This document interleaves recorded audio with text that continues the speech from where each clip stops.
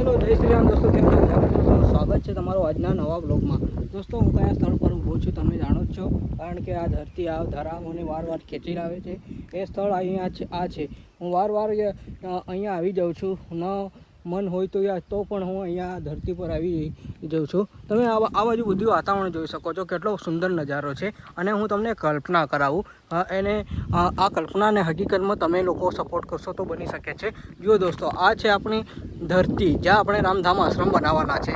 કારણ કે અહીંનું વાતાવરણ એક વખત તમે આ ધરતીને જુઓ. આ ધરતી એકદમ શાંત ભૂમિ છે, એકદમ પવિત્ર ભૂમિ છે. અને અહીંયા આપણે આપણું રામધામ શ્રી રામ ભગવાનનું મંદિર બનાવવાનું છે. અને જુઓ દોસ્તો, આ રસ્તો આગળ જતાં સંતરામપુર રસ્તા પર અડે છે. અને આગળ જતાં તો એક તળાવ આવશે, જ્યાં સુંદર મજાનું આપણું તળાવ છે.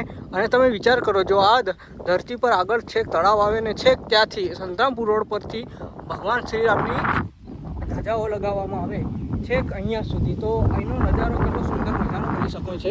તમે આજુબાજુ આ ડુંગર પણ જોઈ શકો છો.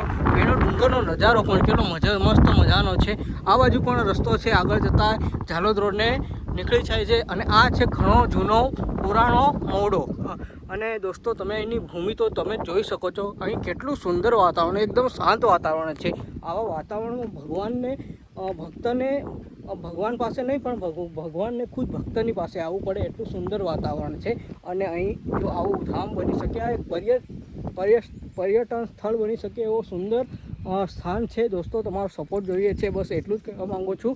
જય શ્રી રામ.